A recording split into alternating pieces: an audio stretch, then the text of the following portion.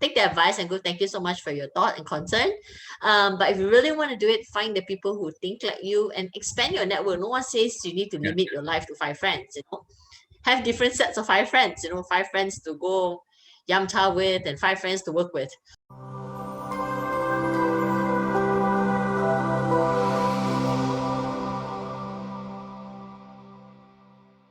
Welcome to the Work Inspires podcast, the people's podcast for life, career, and business. So, today's topic, we're going to talk about friends and inner circles. So, we've always heard the term, you are the average of the 5 people that you are closest to, right? So, this applies to not just, success, but in stress as well. So, let's start this conversation with Jason. So, recently, I had a chat with this young girl who said that I need to make sure I achieve this goal by the age of 27, and I need to finish this by the age of 30. And in my mind, I was like, oh gosh, that's exactly like Jason. And when I dived in further, it's because her whole circle of friends are exactly one of those. Like they are the high flying, creme de la creme kind of group of people, which gave her a lot of stress because she felt that she has to achieve all those milestones. So, what advice do you have for people like her? I mean, okay, so to begin with, I am in the similar situation as you, not and also not so similar because I have amazing friends as well and amazing peers. As you can see, Aspa and Mary here, they are all high rocketing, sky flying, and I'm still here and really wanting to achieve, and I'm pushing myself as well. So I think the few things to talk about hacks and tools for you would be this. To keep it short and simple is pace yourself. Number one.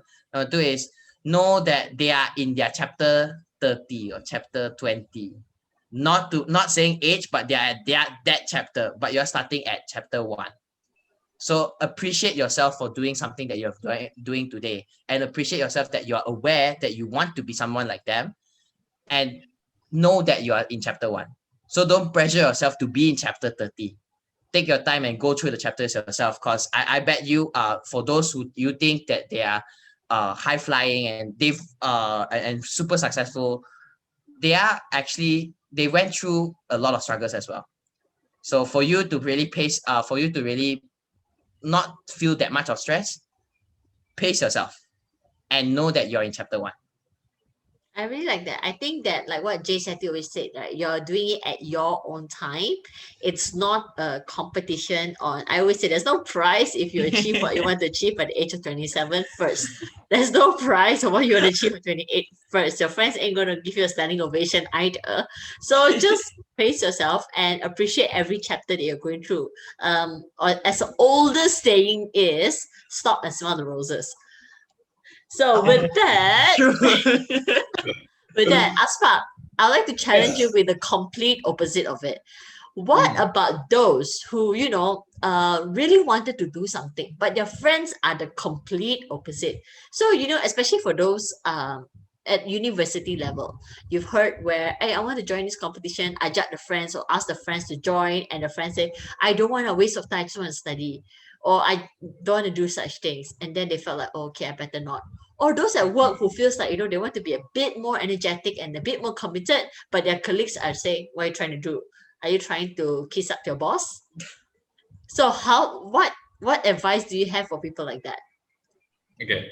I would say, because these are your friends. Okay, if this is like your best friends, then it's hard for you to just like, you know what, I don't need you in my life. But if these are people who are not close to you, then you don't need them in your life, because they are actually stopping you from being who you want to be or succeeding in your life, right? But again, like I said, if it's your best friends, your close friends, or your families, treat them like those are just advice, or their opinion. Their opinion, no matter what it is, do not fall into "I will prove you wrong" kind of trap. Okay, the reason why I say it's a trap is because you're doing it for the sake of that person, but not for yourself. So when you start proving that person wrong, okay, you have the motivation, you have the drive, yes. But once you hit that goal, your fulfillment is not full, because that's not what you want, is what that person wants. You just try to prove that person wrong. So my take is, if you have people like that in your life, whether it's your family or your friends, keep them as your family and your friends. Yes, but talking about inner circle, find those inner circle that is like-minded like you, and then that's when you have that same wavelength, and then you can proceed on from there. So yeah, Yeah, I think I really like that. No, you don't have to get rid of your family members and friends. I yeah, mean, you can't exactly Sadly, you choose. can't. Yeah, You exactly. can't. You can't choose where yeah, you're born in, and it's not nice to actually get rid of friends who, I mean, they are friends in some way, but everyone is entitled to their opinion. So yes, I agree what you're saying. Take the advice and go, thank you so much for your thought and concern. But if you really want to do it, find the people who think like you and expand your network. No one says you need to yeah. limit your life to five friends. Have different sets of five friends. Five friends to go yum cha with and five friends to work with. Okay, so with that, I would like to bring your both attention to another question. Okay, speaking of friendship and speaking of inner circle, we always like to come across as, I don't want to burden another person. I don't want to stress another person. I don't want to worry someone else. So because of that, when I'm going through tough times, we're talking about especially during this pandemic, and everyone, everybody said you should get used to this work from home thing by now. You should get used to all these changes by now. But the fact is, we can never get used to it. I mean, we've been living freely for how many years, and this is a new normal. Regardless, the case is a now normal. So, Yeah. what advice do you have for those people who are, seeking for help and don't dare to ask for help, or they're not sure how to ask for help? Yeah, what advice do you have for them? I think I'll go first, Aspa. Right. I think to bring the concept of the mindset in is, number one is, most of us, we think that we must naturally be givers. There's two peoples in life, givers and takers. But then the most general term that everyone wants to be in is the giver. But when we constantly give and constantly don't seek for help and constantly don't allow others to come and help in our lives, we are generally taking as well, because we become a very selfish taker that's not allowing other people to help us in our lives. Because I've went through this phase as well. There's a lot of other people who love to, what's the word, provide help, provide guidance, provide support. And then my first general answer, no worries, no worries, I can handle it myself, it's okay. So then after a while, after being pointed out a few times, I've noticed that I was actually being a taker, because I'm taking away that he or her, he, I'm taking Or away that she? person's opportunity. He or she, correct? Brain lagged off right there. One. He or she's person opportunity to give to me. So yes, with that mentality, always have that mentality that if someone else wants to provide help, just accept it, because it is a way that you give that person an opportunity to become a giver as well. So yes, please accept help from other people. Oh, that's a very lovely statement. It's like a yin and yang thing going on there. So it's like, yeah, it's as much as you don't want to burden someone else, but think of it as you are providing an opportunity for others to be selfless as well.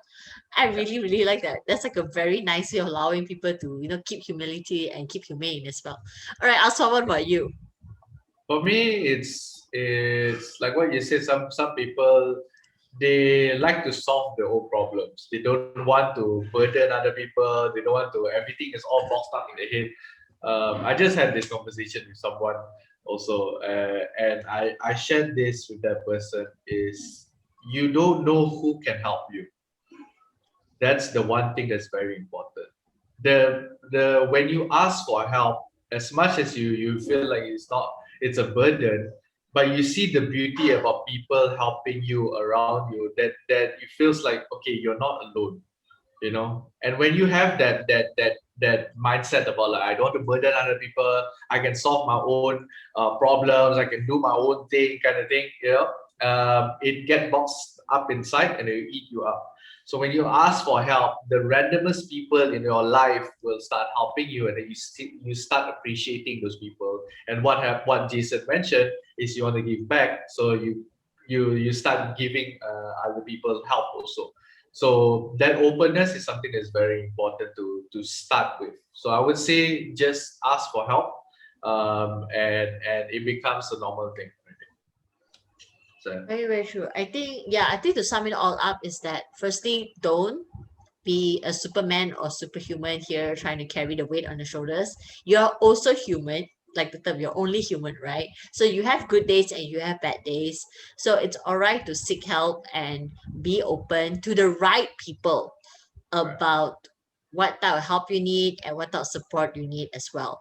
And I think one last tip from my side would be when you're asking for help, be very clear. Or sometimes, especially ladies, we just sometimes want people to listen. We don't Yeah. need help. We just, need to Oh, listen. that is very Yeah. true. Yeah. So, and then when your other half or your friends started giving you a lot of advice, and then you felt very irritated because, you just wanted the ear, right?